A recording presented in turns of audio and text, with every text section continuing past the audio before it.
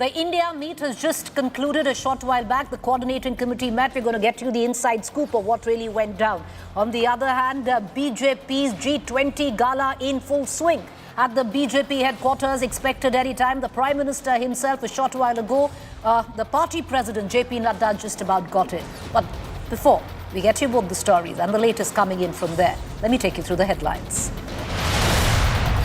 BJP to host mega G20 bash. Thousands of BJP workers gather at the party headquarters. Prime Minister Modi to attend celebrations. And in midst of the Sanatan debate, Tamil Nadu Chief Minister Stalin slams the Prime Minister, says Modi minister spreading fake narrative. A day before special parliament session, government calls for crucial all-party meet on Sunday at 4:30 p.m. Team India's key hurdle in the national capital, seat-sharing pact and campaign strategy remains top focus for the upcoming 2024 battle. ED heat on TMC MP Abhishek Banerjee. The marathon grilling continues. Suicides increase at an alarming rate in coaching hub Kota. 16-year-old NEET aspirant from Jharkhand reportedly takes her life by hanging in her hostel. And it's a big boost for India Defence. Indian Air Force Chief Vivek Ram Chaudhary receives first C-295 transport aircrafts from Spain.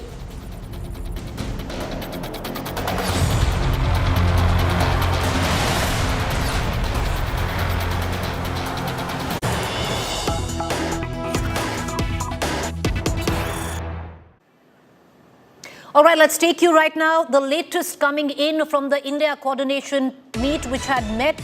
The committee had met at Sharad Pawar's residence. Team India coordination panel meeting is concluded. Seat sharing will be decided soon, is what is coming in out of the meeting. Seat sharing to be decided at state level. Interesting. Seat level will be decided state by state and by regional parties as such. What is also we are given to understand that is coming out is that the stronger regional party will have the final say. India bloc's first joint rally in Bhopal, that's been decided, the joint rally in the first week of October. All of this been decided in the coordination committee. Mind you, when India Alliance had met in Mumbai, at that point of time, 5 committees were set up. The most crucial of it all was the coordination committee. Parties gave 1 representative each, and this is the 14-member panel which met today. Let's cut across right now to my colleague Amit Bhardwaj, who spoke to Raghav Chadha, who attended this meeting on behalf of the Aam Aadmi Party.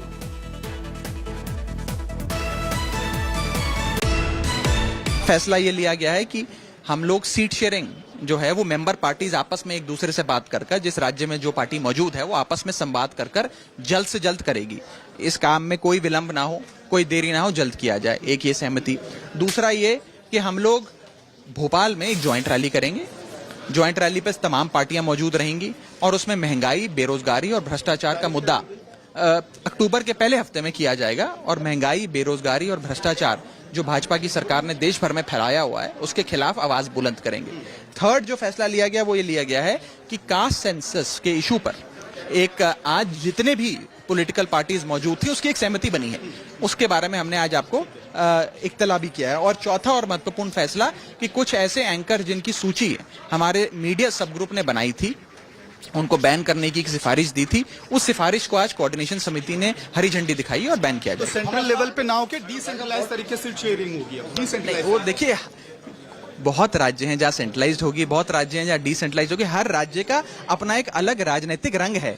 जो तमिलनाडु में और महाराष्ट्र में formula लगेगा वो शायद बंगाल, पंजाब, दिल्ली, हरियाणा, गुजरात में ना लगे. हर राज्य का अपना एक अलग चुनावी और इलेक्टोरल रंग है, एक अलग पॉलिटिकल लैंडस्केप है. उसके अनुसार तय करेंगे और परिवार की तरह बैठकर तय करेंगे. देखिए, आज हमारे अलायंस से भाजपा इतना घबरा गई है, डर गई है.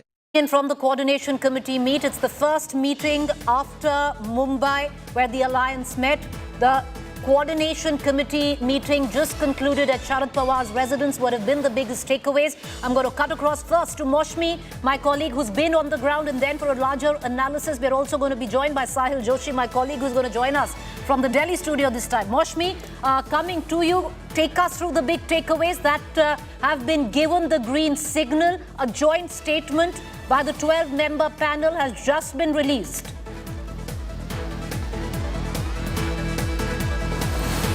Right, Preeti. There are three big takeaways. You did elaborate on them, that the joint rally will be held in Bhopal. That's in October, and where burning issues of unemployment, inflation will actually be the key focus. Also, the seat sharing, though the statement reads out that will be decided, the seat sharing formula would be decided soon, but we've learned from our sources that in the meeting it was clarified that it won't be a central seat sharing committee.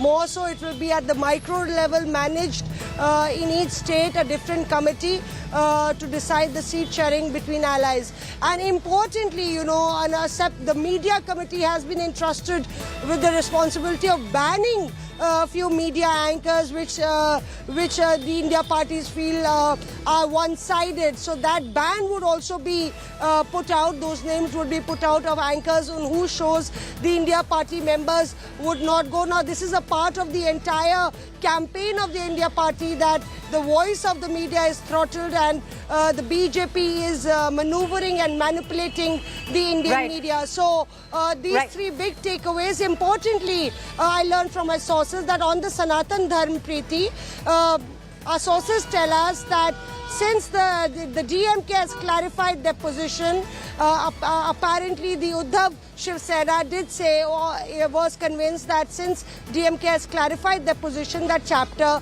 now is closed.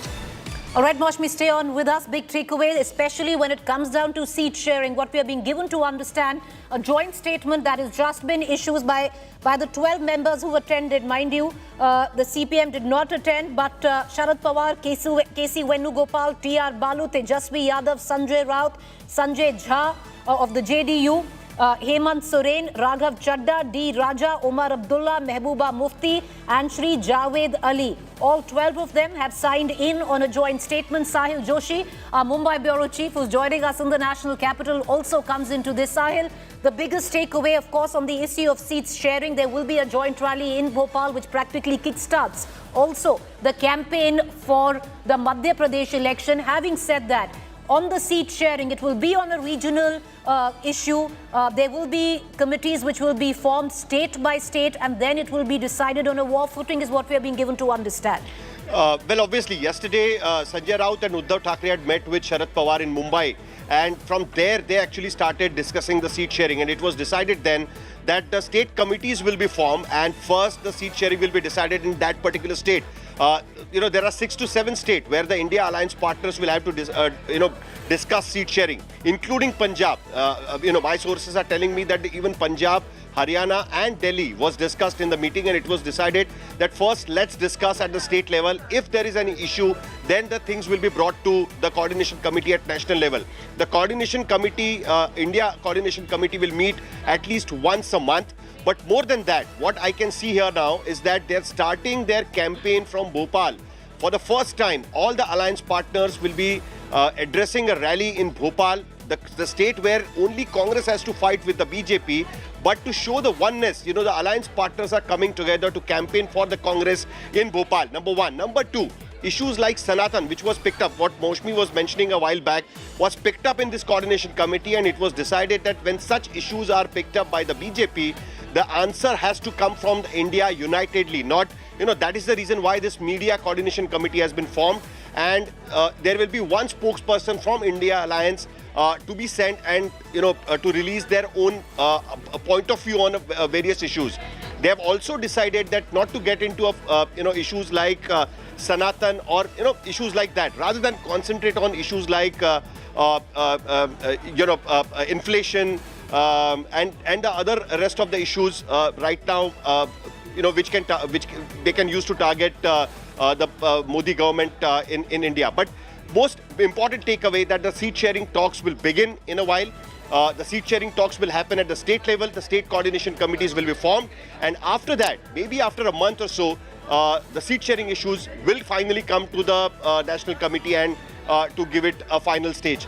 But the seat sharing talks have started. That is the biggest takeaway of this particular India Alliance meeting, Coordination Committee meeting, which happened at Sharad Pawar's residence. You know, stay with me, Sahil. What I'm also given to understand is, which is very interesting, there was a finer point that was discussed in the meeting, that whichever party is stronger regionally will have the final say where seat sharing comes in. Having said that, listen in to KC Venugopal. He was representing the Congress in this meet, and we go back to our editors.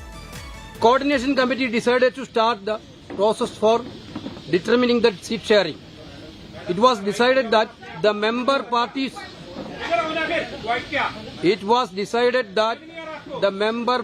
will hold the talks and decide at the earliest.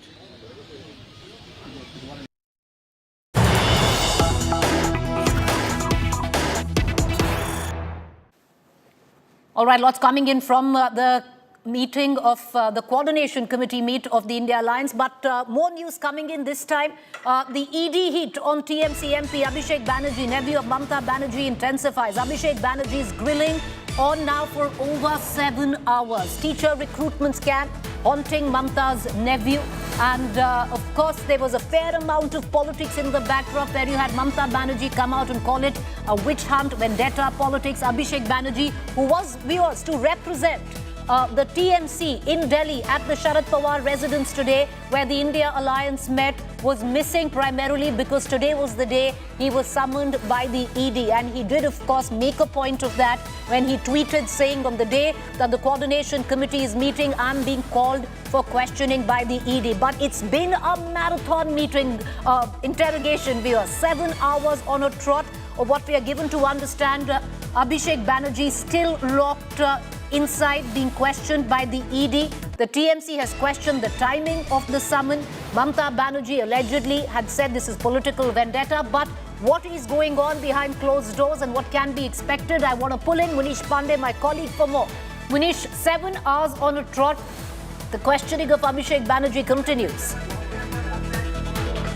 Well, since 11:30 this morning, Abhishek Banerjee is being questioned by the Enforcement Directorate. Now, as far as this questioning is concerned, remember this is in connection with the teachers' job scam case in the West Bengal, and what ED claims that after getting some concrete information, some evidence, they summoned Abhishek Banerjee. As you rightly pointed out, there are many in TMC and in opposition who are questioning the timing of this summon, because there was an India bloc meeting today, but he was summoned for the same day, and Abhishek Banerjee even decided to appear before the Enforcement Directorate. Abhishek Banerjee was within his rights to ask for a next date or skip the summons, but he decided to appear before the Enforcement Directorate. So far, the questioning is concerned, Preeti, we have been given to understand is that there have been multiple rounds of questioning of Abhishek Banerjee. He has answered some of the questions. He has been evasive, allegedly, in answering some of the questions. But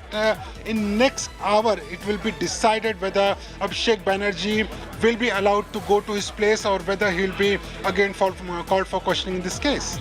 Very interesting, Manish. Give us some background. This is the teacher recruitment scam. Abhishek already in the ED net where the coal scam is concerned. Having said that, politically, of course, there's a narrative being set by the TMC that the ED will ultimately arrest Abhishek Banerjee.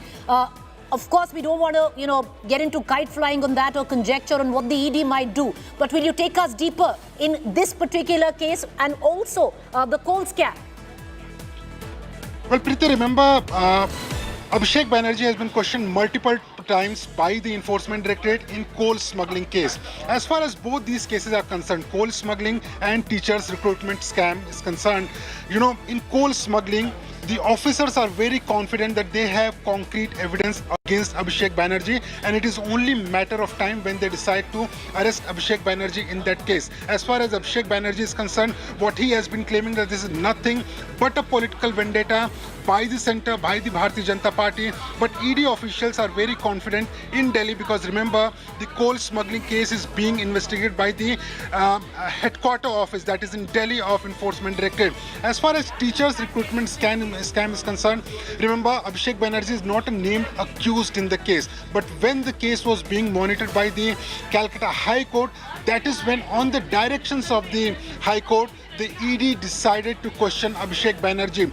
I spoke to several officials who are part of the investigative team. What they are claiming that when they started following the money trail, they got to know that the money in this case has reached some top politicians of the state government, the TMC, and that is when the name of Abhishek Banerjee also appeared.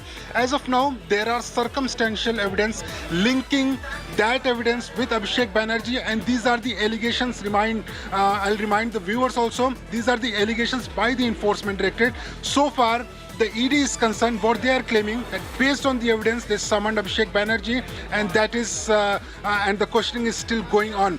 Whether Abhishek Banerjee will be arrested or not, it will be completely dependent on the investigative officer and the amount of evidence they have against Abhishek Banerjee. But certainly, the narrative is being, built politically, because even TMC is using this opportunity given by the Enforcement Directorate, and that is why we are seeing that since the time Abhishek Banerjee has been summoned by the Enforcement Directorate, he himself is tweeting out against the center. He himself is speaking before the media, and TMC is also joining hands of Abhishek Banerjee.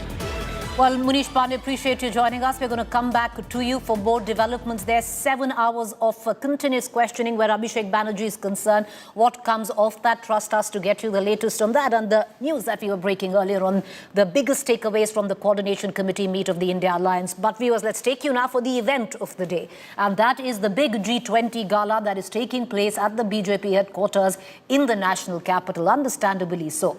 The BJP pulling out all stops to celebrate India's victory and, of course, on who they deem is the hero of the G20 Summit, the Prime Minister Narendra Modi. BJP all set to throw the grand G20 victory bash at its headquarters. You see that on your television screen a short while back. On the left-hand side, JP Nadda, our party president, welcomed by Cadre that has come from across the country in attendance for this celebration. The BJP office has seen a flurry of activity, and workers have planned this grand welcome for the last 2 days for Prime Minister Modi, who's expecting to arrive any time right now, what we're hearing at the BJP headquarters. Now, other than meeting BJP workers, Prime Minister Modi will host 450 Delhi police personnel for the dinner. Mind you, the entire security apparatus in terms of the multi-layer security for the delegates was a Herculean task and was executed like clockwork when it came down to the Delhi police. Moreover, the BJP cadre are celebrating the success in a big way to highlight the wins that India scored in 2-day summit and the fact that it managed to achieve a global consensus on the Delhi Declaration. Now, this is something which is being seen as a diplomatic win. All right, let's cut across right now immediately. All of this, of course, is also leading up, viewers, to the 17th of September. That's Prime Minister Modi's birthday. Having said that, I want to take you now directly to the BJP headquarters. That frame that you see is coming in from there. And if you see, the cadre completely wrapped in attention and waiting with fervor. Understandably, they're waiting for the Prime Minister's cavalcade to pull in any time. A short while ago, JP Nadda, the party president, came in. Cutting across right now, Polumi Saha, who's joining us with the latest, as well as my colleague Akshita. Polumi, take us through when is the Prime Minister expected? JP Nadda coming in. Clearly, and understandably, a victory gala of sorts thrown by the BJP for who they deem is the hero of the G20 Summit, Prime Minister Modi. That's right. This is, of course, the BJP's big victory bash, if you may, after the success of the G20 Summit. I'll ask my camera person, Amit, to, of course, show you the pictures of the BJP leaders who are waiting, of course, to welcome Prime Minister Modi, as are the cadres, of course. These are Delhi BJP MPs who've gathered over here.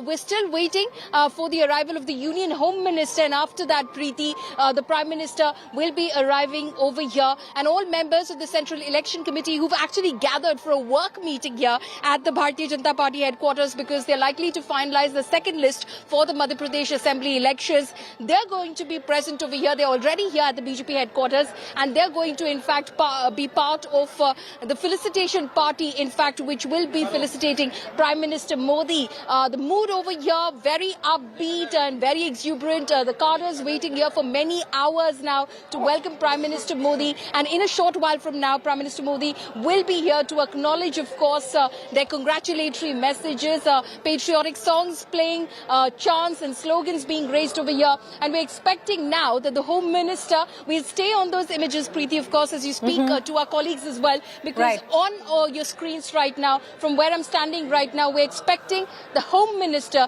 to arrive, and shortly after that, Preeti, the Prime Minister. Well, we're going to come right back to you, Pauline, and of course, a big diplomatic win for the country, understandably, the BJP wanting to celebrate, and why not? Because there is politics attached. It's an election year. We are going into a 5-state election by year end, and then, of course, general elections in the next 8 months from now. It is a big victory where the Bharatiya Janata Party is concerned as well, and something they'd want to celebrate and also politically extract as much mileage from it as well. And there's nothing quite wrong in doing so, because it's a big, huge diplomatic victory for the country. Meanwhile, I want to cut across from Pauline to my colleague Akshita, and then we'll go across to Aishwarya. Akshita, cadre from across the country gathered to celebrate this big, massive G20 bash at the BJP headquarters. That's right, Preeti. It's a really hot, humid Wednesday evening. It hasn't stopped. Scores of BJP workers are coming together. You can hear all the music around me. There's lots of dance, song all around. And the Prime Minister is expected here any moment. This is what the BJP does best, right? The G20 Summit, such a successful one. Half the people I spoke to, Preeti, when I was speaking to them about the G20 Summit, they don't know about the Delhi Declaration. They don't know about regulation of cryptocurrency, any of the big bang economic takeaways of the successful G20 Summit, and yet you have the BJP ensuring that the message of a successful G20 Summit permeates through to every layer of Indian society. How are they doing that? They're essentially putting out these massive posters hailing the success of the G20 Summit, saying, look, the world is watching. I'm just coming India. in, Akshita. The reason I do so is, I apologize for interrupting you. The Home Minister is also there. It's classic BJP playbook. At first, always you see the party president who comes in, JP Nadda, followed by the Home Minister being escorted inside, and the next will be the Prime Minister. Those visuals coming in from the party headquarters. Many times we've seen these celebrations take place at the BJP headquarters. This time, of course, the big diplomatic win scripted in Delhi, where the Delhi Declaration was adopted, and these visuals coming in of the Home Minister. Very soon, you will see the Prime Minister also come in. Will the Prime Minister speak? Aishwarya, I'm coming right back to Akshita. I'm coming right back to you. Aishwarya, are we expecting speeches today?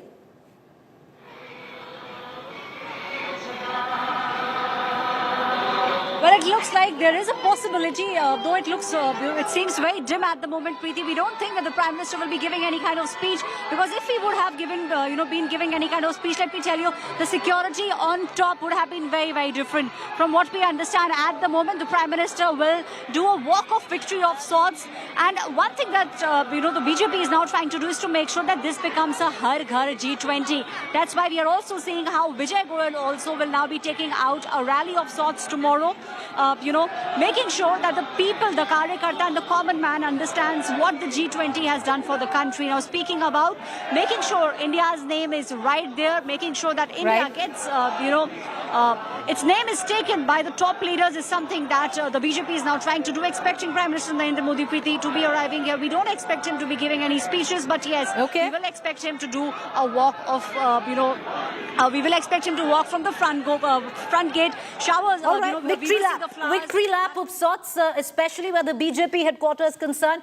Pauline Saha, bringing you back into the conversation, because after this victory lap and after the optics of it all, and understandably the celebrations that come with it, will be the CEC meet. What are we expecting this time from the Central Election Committee? 5 states are up for election in less than 2 months.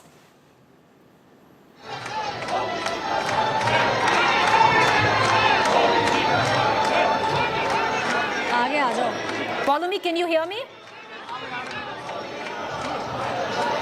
All right, we're having a bit of a Preeti, is problem. that question for me?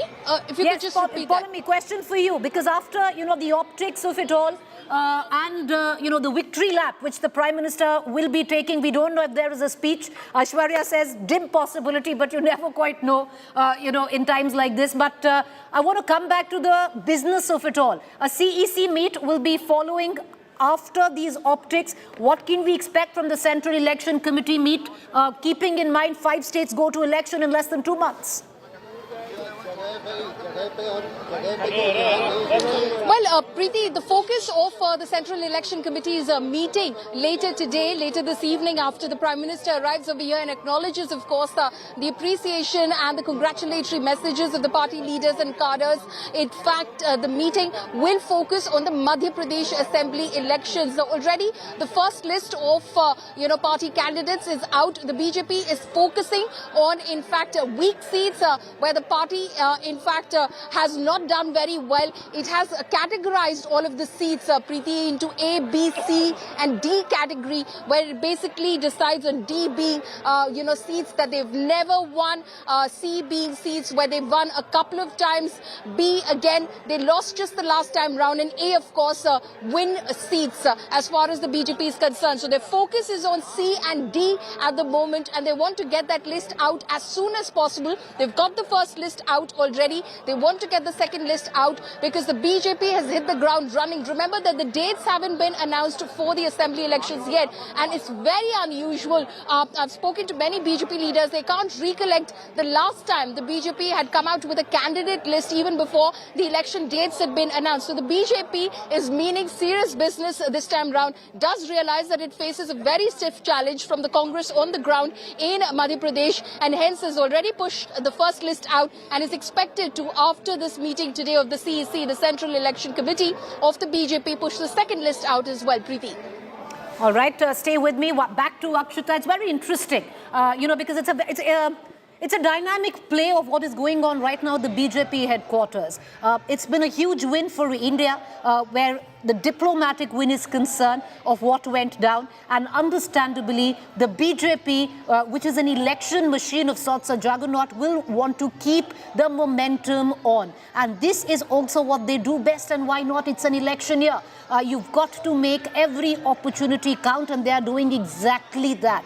Because from the world stage, it's now moved to the BJP headquarters from a diplomatic win. The BJP would want to convert it into an electoral win, where they take this message of India, in Amitabh Kant's word, maybe not a Vishwa Guru, but a Vishwa Mitra, all the way down, percolating to the citizens and the voters of this country. And 5 states are up for election in less than a month and a half. A CEC meeting will be following the optics that you see there. Are we looking at speeches right now? Indications suggest no, but when it comes down to the Prime Minister, or when it comes down to events such as this, you can't really say no for sure. So we are going to keep a keen eye on all developments. I want to bring in Akshita, who's been speaking with a lot of workers that have come in from across the country. And Akshita, like you pointed out, many of them don't understand the jargon of diplomacy on what really the Delhi Declaration meant. What they do get is that it's been a big win, and it's also invigorated the cadre of the BJP, pushing them to surge ahead, especially with now the focus on a 5-state election coming in the winter.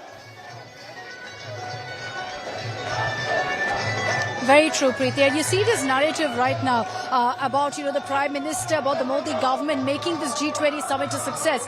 You didn't hear of any of this before the G20. At that point, the focus of the government was to ensure its success, to build consensus. It's post that now they're seeing and reaping political dividends really from the G20 summit. For that matter, even with ISRO's achievement with Chandrayaan 3, it was exactly the same narrative. A lot of posters here not just refer to the G20 summit, they also refer to ISRO's success. All of this, issues essentially of national interest, Preeti, is something that the BJP has always milked for political dividends, for political brownie points. And that's exactly what you're seeing at play here as well. You're right in saying that, this isn't about just a message to the electorate. This isn't just about a show of strength. But you see the BJP cadre gathered here. There are people who've come from Jammu and Kashmir. There are people who've come from the south. They've all gathered here because this is an event that was planned much ahead to ensure the message is sent across to the BJP cadre to send out all possible signals on the G20 Summit on ISRO's success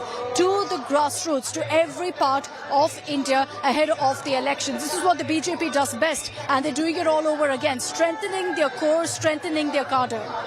True. Well, you're bang on there. So let's get you all the vantage positions that we have there. The crowd that you see eagerly waiting, rapt attention, is the crowd that is waiting for the Prime Minister's cavalcade to pull in. Everything goes like clockwork when it comes down to events, having been the anchor and covered many such events. I want to go back to Aishwarya into this conversation as well. Aishwarya, it's classic BJP playbook. You'll see the cadre gather. Then you will see after a while JP Nadda, party president, coming in, mingling with the leaders who are already there, keeping the wheels turning, keeping, if I may add, the Josh high. And then you will see after a while the Home Minister come in, and then just about 20 minutes from then, you always see the Prime Minister come in. This has been exactly how it's gone down, be it today, the G20 celebrations, or earlier on where they have won states.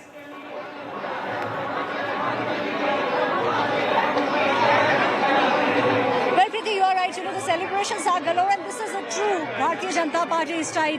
We are seeing how people are now gathering in large numbers, and they have been here for more than 2 hours, Preeti. But still waiting for Prime Minister Narendra Modi. The kind of sloganeering that you are seeing here, the anticipation is high. Most of the people now are wanting to get, the sloganeering. Modi ji ka swagat hai. All of them just waiting for Prime Minister Narendra Modi to be arriving here any moment now. All of them, they don't understand, most of them at least don't understand what exactly the G20 is. But yes, what the BJP is trying to do is to make sure that through these karyakartas, the common man gets to know what exactly India has achieved through the G20 Summit. All right, so that is Aishwarya, who's joining us from the cadre that has come in from across the country. What's going on inside? What's the inner workings of it? Because like I said, BJP is also an election machine, and they will not let, and that's a political party. Their business is to win elections, and why should they let every political opportunity pass? And G20 of the India shining moment where the G20 is concerned, and the diplomatic win will very soon, be taken in and translated possibly into an electoral push, especially where the cadre is concerned. So these optics will definitely tie into that polemic. And then, of course, the work where the CEC comes in with what you were touching upon, Madhya Pradesh, Rajasthan, Chhattisgarh, Telangana, elections, Mizoram, elections where, some of them is going to be a tightrope walk for the BJP. They need every push that they can at this point of time.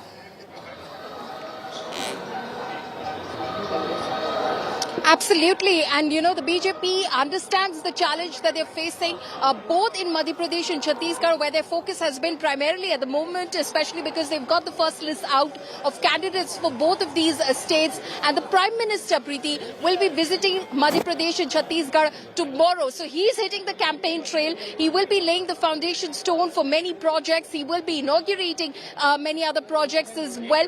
So clearly, he is going to send out a message that the centre has in fact put money behind these projects in the states of Madhya Pradesh and Chhattisgarh, and that is why the BJP, of course, is the party that should be, voted into power at the state level as well. Remember that the BJP's campaign has always been, when it goes into state assembly elections, double engine ki sarkar. You want the same party to be in power in the state and the centre. Only then will there be better coordination, will there be more money which will flow in smoothly, and work will get done as well. The politics of it will be kept aside, which happens otherwise if there are two different governments, one of course the BJP at the centre and a different government at the state. So clearly that has always been the messaging of the Bharatiya Janata Party, and that is the message that the BJP will take to the people in Madhya Pradesh and Chhattisgarh as well. Again, unlikely to be projecting any chief ministerial faces, at least we've not heard of a confirmation on the same,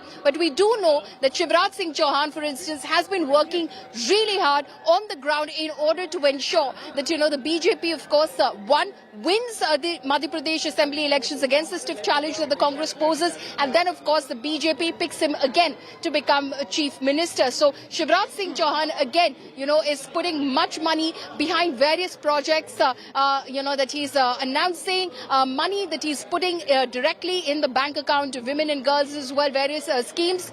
It remains to be seen how much of it is actually going to bear any fruit for the Bharatiya Janata Party. But like I said, the BJP is an election machine, and the BJP has already hit the ground running with its first candidate list out, because they want to give those candidates enough time to campaign and turn those weak seats into winnable seats. Preeti. Well, that's what the BJP specializes in. Understandably, with also what Polumi was saying, what we're given to understand, it is going to be the Prime Minister who will be on the ticket when it comes down to the 5 election. So there is going to be no official announcement of a chief ministerial face. You don't know how it will percolate or be interpreted in states like Rajasthan, Chhattisgarh, or even Madhya Pradesh. Madhya Pradesh, I believe, is, and Polumi can weigh in on that when I come back to her, on Amit Shah taking full charge of Madhya Pradesh seat distribution and the factionalism which is going in. All right, let's go full frame. You have the cavalcade of the Prime Minister. Well, he's the man of the moment when it comes down to the G20 gala, which the BJP headquarters all decked up celebrating. And the tempo, understandably high. And then, of course, he's the one who's going to be chairing the CEC meet where the Bharatiya Janata Party is concerned, the Central Election Committee meet, and there's lots to discuss, because still now, if it was global diplomacy, now it's going to come down to hard politicking and electioneering. And if the Prime Minister was on the ticket when it came down to G20, he is in all probability be on the BJP ticket in all 5 states. It does seem plausible that the BJP will not announce a chief ministerial face going into elections in 5 states by the year end. These visuals coming in, let's quickly once again, as we stay on the visuals, bring in our guests into the conversation. Of course, we do have Polumi Saha, Aishwarya Paliwal, and my colleague Akshata Nandgopal, who are joining me live from the BJP headquarters in the national capital. But I also have with me Adil Singh Boparoy, national spokesperson, Congress, as well as Tuhin Sinha, national spokesperson, Bharatiya Janata Party. Adil, let me begin with you, as we keep our... all right, let's get in reactions and we cut across to Adil. आने वाले कार्यकर्ताओं के बीच में किस तरह का उत्साह है, एक तरफ चंद्रयान की सफलता है तो दूसरी Cross to Adil Singh Boparoy, national spokesperson, Congress. Adil, you might roll your eyes. The Congress might say what they might, but this is BJP doing what it does best. It's a big diplomatic win. They're going to turn around and they will milk it electorally. And the reasoning for that, Adil, why not? It's their business to win elections. They've come back after a win shining. Take it further. You have an election in less than 2 months. Preeti, the BJP is an epitome of narcissism and megalomania. But I think that the country knows. Having said this, now this is to the cheerleaders and the drum beaters of the BJP. The presidency or the hosting of the G20 is by rotation. It is not a 100-meter dash which the Prime Minister ran and picked up the baton. Every 20 years, the country which follows, it is by rotation, just as we had hosted the G20 in 2003. Thereafter, we hosted it this year, and we will again host it in 2043, just as Brazil is hosting it next year. So therefore, just because somebody's vanity and ego has to be... No, 1 second. Right. Adil, the fact is, if there has been a diplomatic victory of sorts, it's happened at the G20. You and I both know there was no consensus right till the end. All the meetings, be it the finance minister's meeting in Bengaluru, it had come to a naught. Clearly, there was enough of a tightrope walk diplomatically for the Indian diplomats, and they've been managed to do it fairly well. Why not give credit where it's due? No, what is the tangible outcome? I don't see any tangible outcome. Every G20 comes out with a statement. Just as we've come out with a statement, Brazil will also come out with a statement. So therefore, let's not read too much into it. I'll go back. Okay, Adil, I'll go back to the last G20 in Bali, in Indonesia. There was a declaration which had a word of dissent. At least you had a Delhi declaration. If you don't want to get into the fine print of it or the larger big takeaways, and that could be argued. Having said that, you had we are not talking about the G20 takeaways, Adil. We're just talking about this moment. I'll answer it politically. Go ahead. Keeping in mind the narcissism and the megalomania, which we all are cognizant about, and the BJP will go to town with this, and they're most welcome to do so. But let's look at the key issues today. I think one of your correspondents, one of your colleagues spoke about the double engine Sarkar. The BJP should also respond about the double engine here in New Delhi and Manipur. There are ethnic clashes going on in Manipur. Okay. That's also for the world to see, number one. Number two, for the Prime Minister's vanity, the allocated budget of the G20 was 990 crore rupees. They ended up spending over 4,000 crore rupees. Number three, we have the lowest purchasing power, capita purchasing power capacity amongst all G20 countries. Number four, the Prime Minister, when it comes to showcasing to the world, quotes and invokes Mahatma Gandhi, who is a beacon for humanity, for non-violence and for communal harmony. But what do they do on the ground? All right, okay.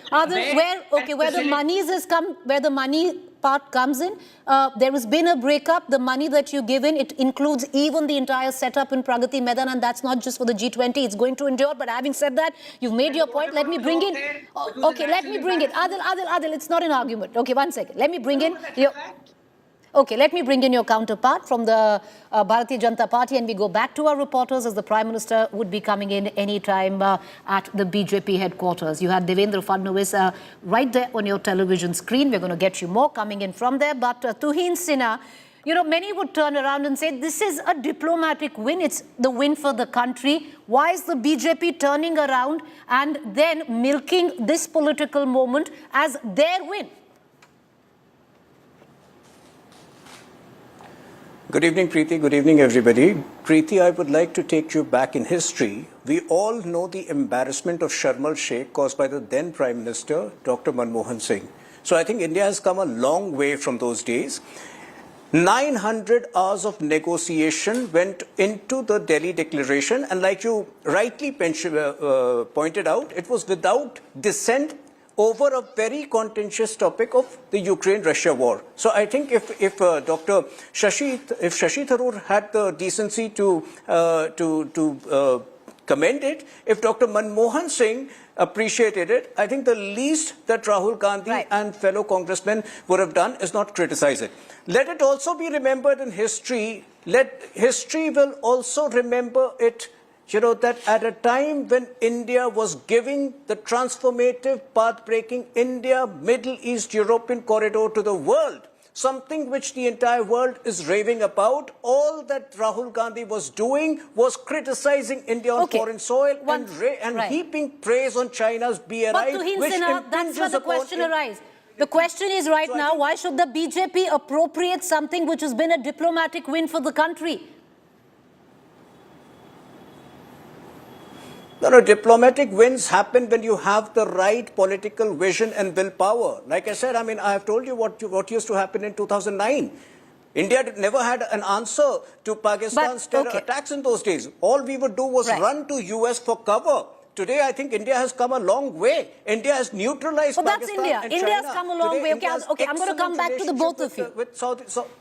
Tuhin, I'm going to come back to the both of you because, you know, there are arguments on either sides of the divide because this is a win for India. It's not maybe a win just for the BJP. It's been appropriated by the BJP today with what we see in this gala. But having said that, Polumi, you know, this is what the BJP does best. As we wait for the Prime Minister's cavalcade to pull in, after Polumi, we'll cut across back to our guests, Sadil and Tuhin Sinha.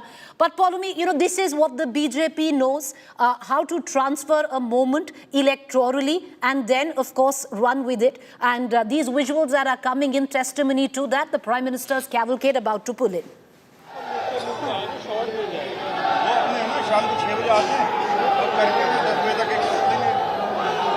Polumi, can you hear me? Yes, Preeti, As you can see, all the top leaders of the Bharatiya Janata Party had gathered over here. The Central Election Committee members, you can see on the right-hand side, Amit, my colleague, will show you, in fact, the images on the right-hand side of the leaders, B.S. Yediyurappa, Satyanarayan Jettia, Sudha Yadav, K. Lakshman, B.S. Santosh, and Iqbal Lalpura, who are gathered over here. On the other side, of course, you can see Devendra Fadnavis, Shivraj Singh Chauhan, you can see Shiv Prakash, who is, of course, the co-organizational secretary of the Bharatiya Janata Party, and you can see top leadership of the BJP. These are all Central Election Committee members who've gathered over here, in fact, for the meeting which is to happen after this, which is the CEC meeting on the Madhya Pradesh elections. But also, JP Nadda has proceeded towards the gate at the front in order to receive the Prime Minister. So he's right at the front already, and they're all waiting for the Prime Minister's arrival. As you can see, as Amit will show you, the gate has been kept open. So any moment now, Preeti, we're expecting Prime Minister Modi to arrive over here at the BJP headquarters. Amit Shah, as you can see on your screens right now, Rajnath Singh, who have also joined the other CEC members. They, of course, are members of the CEC as well.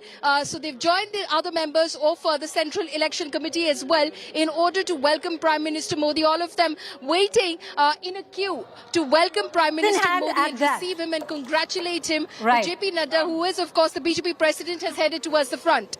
Well, with a rose in hand, all of them waiting for the Prime Minister.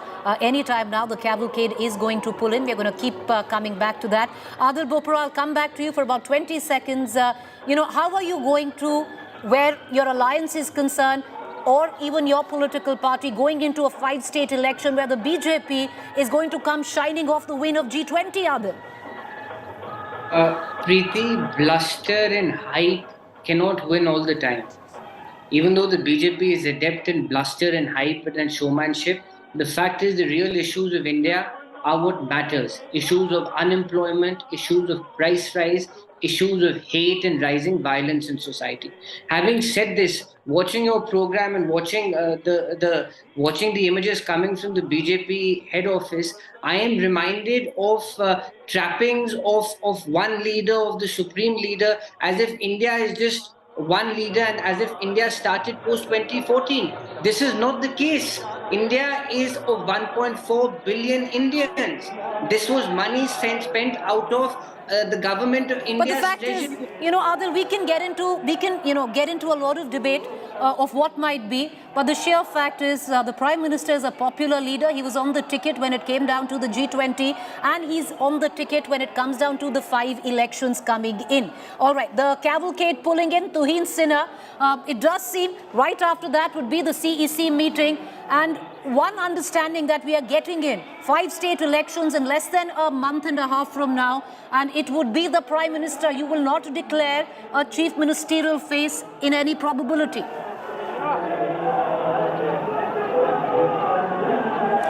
Well, that depends from state to state. There have been elections when we have gone with a CM face, and there have been elections when we have not gone with a CM face. So I think that's a call which is taken depending upon the specific state in question and depending upon the feedback received from the ground. All right. Okay, that's Tuhin Sinha. So there you have it, the Prime Minister waving out to the Cadre and the crowds that have gathered here. His car bedecked with the marigold shower of flower petals there. Him making his way inside. Polomi Saha, Akshita Nandgopal and Aishwarya still with us. Akshita, if you can hear me, take us through the latest. All right, we don't have Akshita. JP Nadda welcoming the Prime Minister with a bouquet of flowers. Over to you, Polomi. Take us through these visuals. That's right, Preeti. The Prime Minister has now just entered the BJP headquarters. He, in fact, for a brief moment...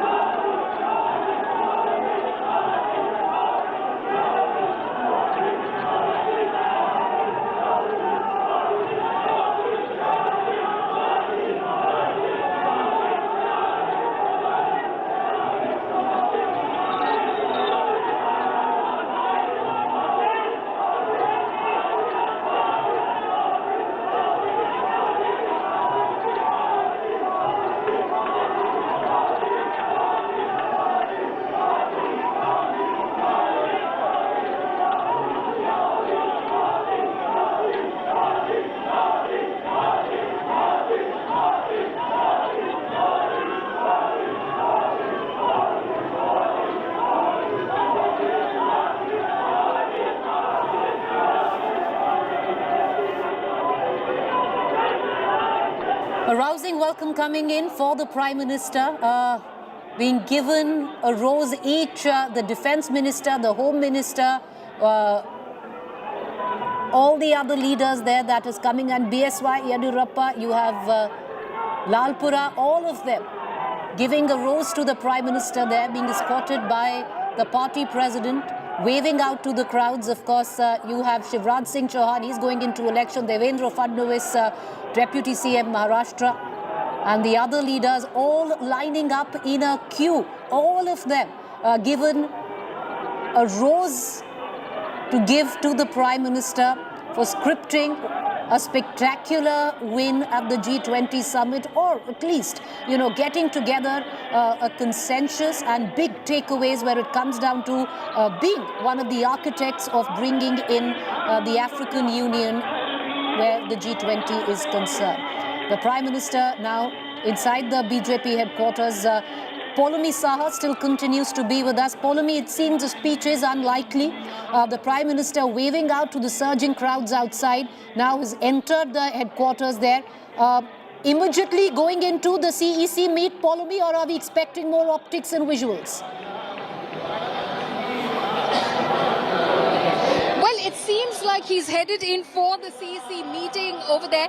Very unusual for the Prime Minister to not address the party cadres over here. I'm unsure that it's going to happen, but the Prime Minister has headed in straight for that meeting. As we were telling our viewers, our Central Election Committee members were gathered outside the building to, in fact, welcome Prime Minister and receive him. They gave him a rousing welcome, and now it's back to business. The BJP now sitting down, the Central Election Committee sitting down in order to, of course, again, put their heads together as to who are the best candidates for the assembly election. So the second list of the Madhya Pradesh assembly polls, again, to be out very soon, because the last time the CEC met, within a day's time, it was in fact overnight, that they produced a list, the first list of candidates for the Madhya Pradesh elections and the Chhattisgarh elections. So the BJP, of course, extremely serious about, of course, cracking these elections, given that they realize that it's not going to be any cakewalk,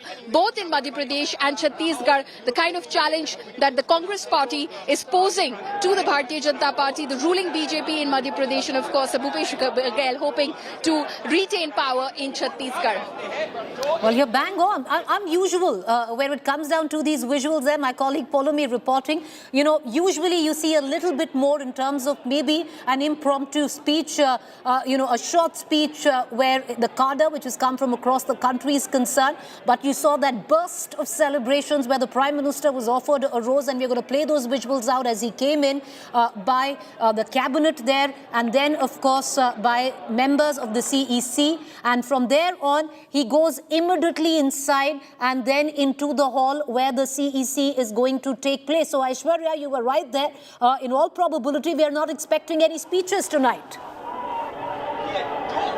दुनिया भर में जो संदेश गया है वो भारत का नाम का गया जी any kind of speech by the Prime Minister Narendra Modi, but yes, one thing that is true is that the Bharatiya Janata Party has made sure that the cadre now, the Karyakarta, they actually know what G20 is about, because then this will have a domino impact. These Karyakartas will then make sure that this becomes a Har Ghar G20. They will be telling the common man the good that will come out of this very successful G20 that was held in the national capital over the last 4 days. So those were the things that the cadre will now make sure that they go to every household and tell the people what has happened. No speeches expected from the Prime Minister. The Prime Minister has gone inside, Preeti. From what we understand at the moment, straight away he will go and he will be entering the CEC, which at the moment will be focused on the state of Madhya Pradesh. 39 candidates. The first list for MP is already out. And the next one, in all probability, would be finalized by the end of that CEC. Here's what we're going to do. It seems the cadre now already dispersing. That was a quick burst of optics there. The Prime Minister coming in, being feted by ministers, top party leadership, given a rose each by the CEC members as well as the cabinet ministers, and from here on he's going to be locked in that meeting, because where it came down to being on the global stage where diplomacy was concerned, that job is now done. Now it's going to take and harness that energy generated into the election machinery of the Bharatiya Janata Party, and their task is cut out where the BJP is concerned. 5 states up for election, and the CEC now locked in a meeting with the Prime Minister chairing it. With these visuals, I'm going to go in for a quick break. Appreciate our reporters for joining us as well. Thank you for our guests. Apologies, we had to only come in for 2 very quick reactions. But slipping into a break with these visuals, up next, taking it further, the conversation, Rahul Kaval coming up next.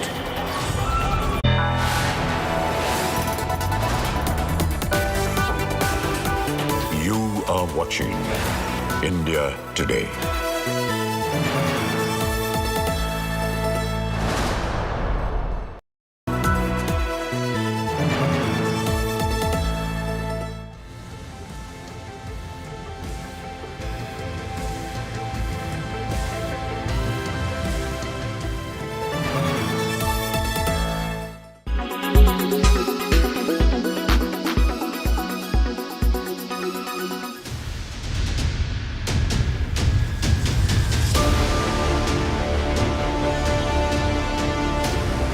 Is all well in Chinese President Xi Jinping's government?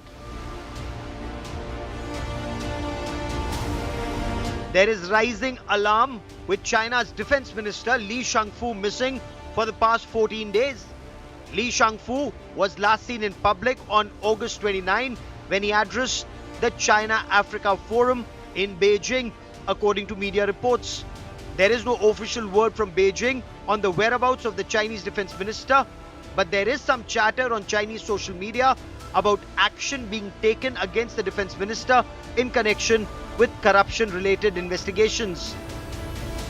In a country like China, which is so centrally controlled, all this could lead to a great deal of instability, and that would be worrisome not only for the people in China itself, but also its neighbors, keeping in view the expansionist policies that China has been following with respect to the territory of its neighbors, as also in the South China Sea. Such is the curiosity that the US ambassador to Japan, Rahm Emanuel, took to social media platform X to post, President Xi's cabinet lineup is now resembling Agatha Christie's novel, and then there were none. First, the foreign minister, Qin Gang, goes missing, then the rocket force commanders go missing, and now the defense minister, Li Shangfu, hasn't been seen in public for 2 weeks. Who's going to win this unemployment race? China's youth or Xi's cabinet? Hashtag mystery in Beijing building. The developments are being closely monitored, not just in China's neighborhood, but across the world.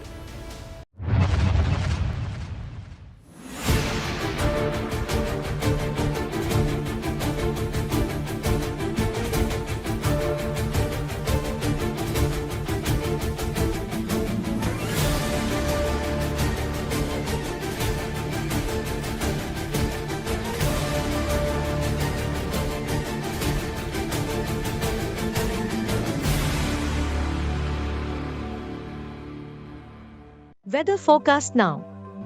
Delhi, maximum 37 and minimum 27 degrees. Mumbai, maximum 31 and minimum 26 degrees. Kolkata, maximum 32 and minimum 26 degrees. Bangalore, maximum 28 and minimum 21 degrees. Chennai, maximum 34 and minimum 27 degrees. Hyderabad, maximum 30 and minimum 23 degrees.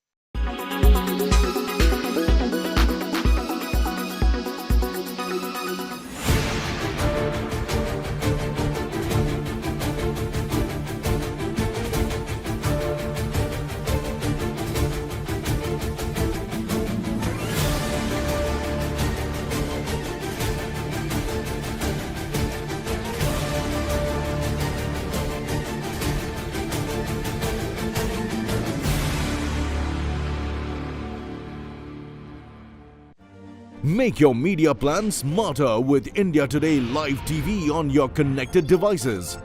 Amplify your brand with 100 million smart internet viewers. To advertise, mail us at sales@aajtak.com.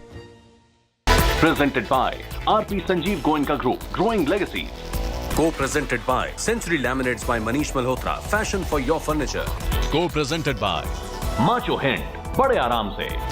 Co-powered by PolicyBazaar.com, Har family hogi insured. Co-powered by The Bold Look of Kohler. UBI, good people to bank with.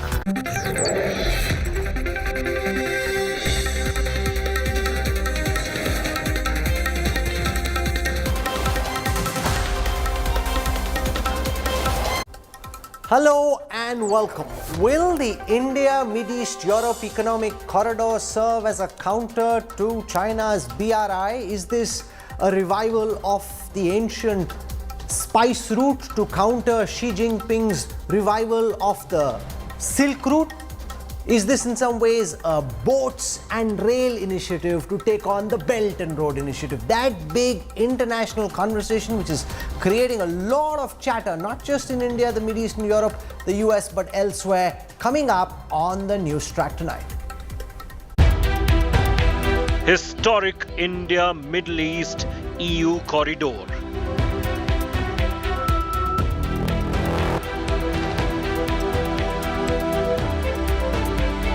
Mega win from India's G20.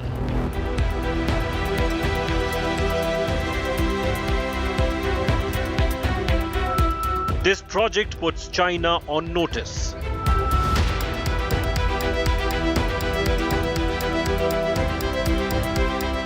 Spice route versus Silk route.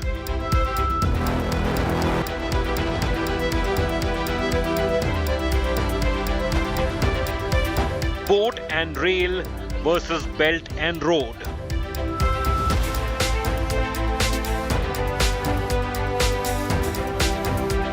Geopolitical clash with historical roots. Big focus on News Track. One of the big takeaways of the G20 Summit in India was the announcement of the India-Middle East-Europe Corridor. This historic project puts China's BRI on notice as it's billed as a counter to Xi Jinping's designs to try and revive the ancient Silk Route.